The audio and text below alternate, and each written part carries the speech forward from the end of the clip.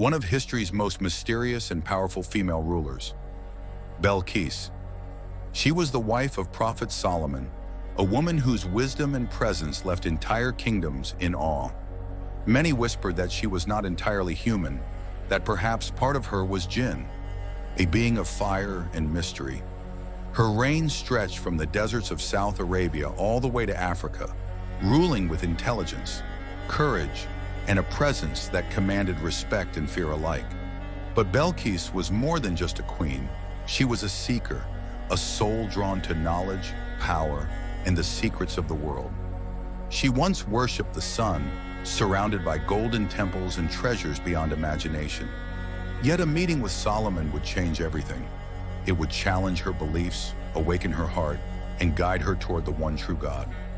If you are ready to uncover the incredible story of a queen who walked between myth and history, who faced her own doubts and discovered divine truth, then join us and witness the journey of Bilqis, the Queen of Sheba, like never before. At the same time, far away in Jerusalem, there reigned another ruler, Prophet Solomon, peace be upon him. He was not only a prophet, but also one of the greatest kings the world had ever known. A chosen servant of God, Solomon was granted power over jinn, humans, animals, and even the winds themselves. His armies were unlike any other, for among them were creatures assigned to carry out divine tasks. One of the most precious of these messengers was the hoopoe bird, a bearer of vital news. One day, while inspecting his army, Prophet Solomon noticed that the hoopoe bird was missing. Irritated, he commanded, "Find the hoopoe immediately." Soon after, the hoopoe flew in, its wings fluttering with excitement, and landed before Prophet Solomon. The bird said, "I have discovered something you do not know, and I bring news to you. There is a great female ruler there, a queen who possesses everything, an extraordinary throne, immense wealth, and unmatched power. But alas, she and her people have turned away from God, worshiping the sun instead." These words deeply touched the heart of Prophet Solomon. He decided to call this newly discovered people to the path of truth. Immediately, Solomon tied a letter to the hoopoe's wing and commanded, "Go, deliver this letter to them." The letter read, "In the name of Allah, the most gracious, the most merciful, do not show arrogance against me. Come to me in submission." The moment Bilqis received the letter, she was struck with profound astonishment. She immediately summoned the leaders of her kingdom and said, "O my people, a very important letter has reached me. This letter comes from a person of great wisdom and high authority. What do you advise me to do?" Her advisors suggested war, but Bilqis, wise and far-sighted, viewed conflict only as a last resort. "When kings enter a land," she said, "they leave it in ruin. I will choose a peaceful approach. First, I will send him gifts." Bilqis dispatched a caravan to Jerusalem, filled with jewels, gold, and precious treasures.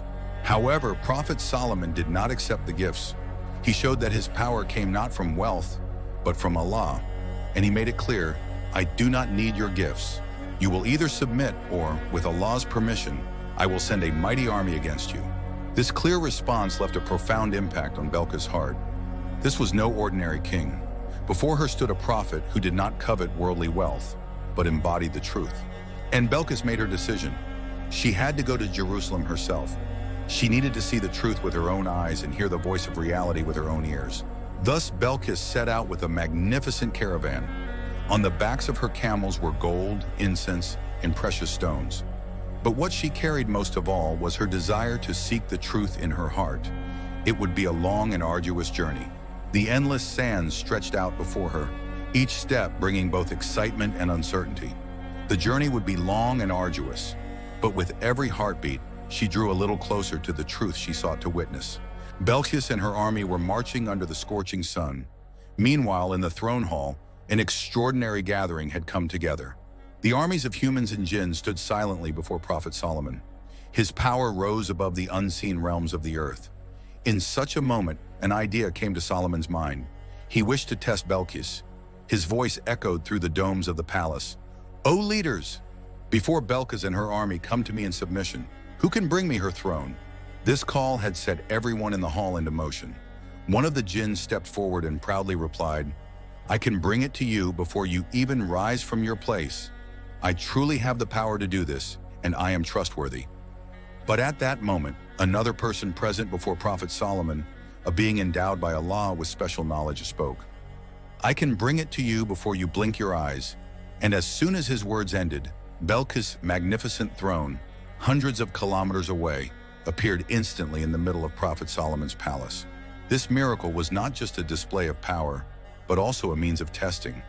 Prophet Solomon was not satisfied with that alone. He commanded those around him, alter her throne so that it becomes unrecognizable.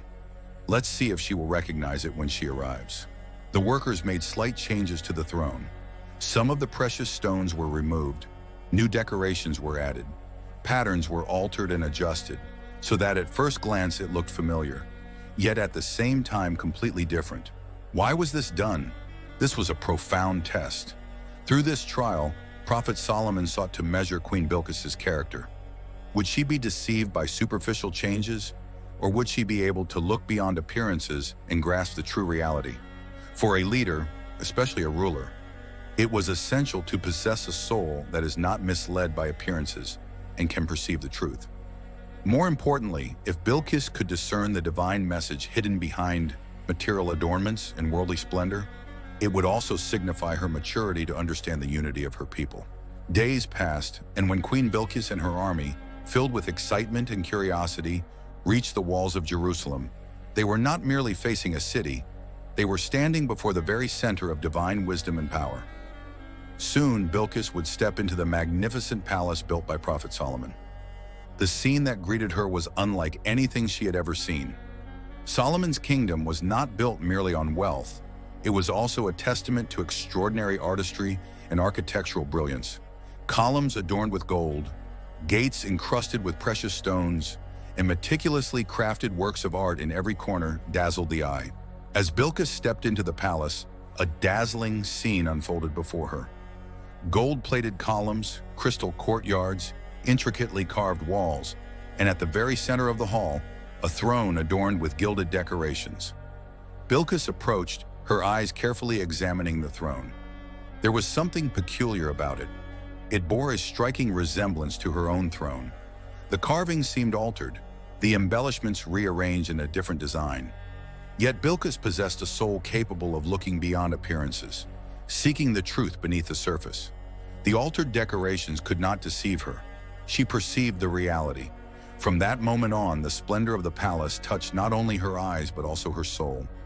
Prophet Solomon understood this and admired her wisdom.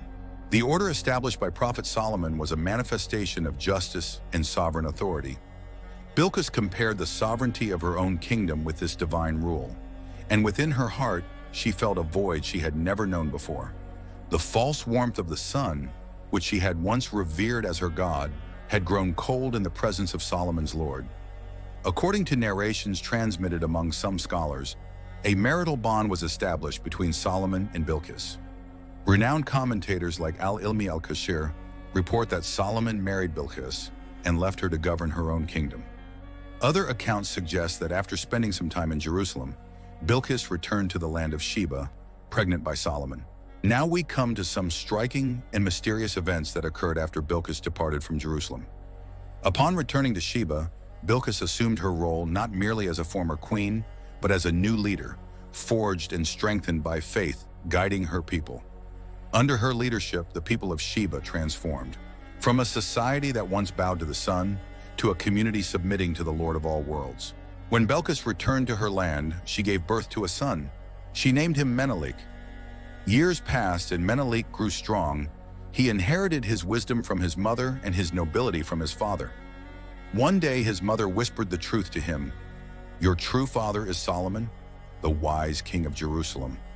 Upon hearing this, Menelik set out for Jerusalem. When Prophet Solomon saw his son, he immediately recognized him. In his heart arose both the joy of a father and the echo of divine destiny. Solomon offered Menelik a place in his kingdom, to remain by his side. But Menelik chose instead to return to his mother's land, where his own destiny awaited. It is said that when Prophet Solomon's son Menelik returned to his mother's homeland, he secretly took the sacred Ark of the Covenant with him and brought it to his country. According to legend, this event marked the beginning of a great secret that has been kept hidden for millennia. The Ark was never found. It remained a mystery, and to this day its location is unknown. Menelik, however, left his mark on history as the guardian of this secret. The wisdom of Bilqis and Prophet Solomon, and Menelik's guardianship of the secret, left a mark on history. This story shows us that true power and wisdom are not in appearances, but lie within the heart and the path of faith.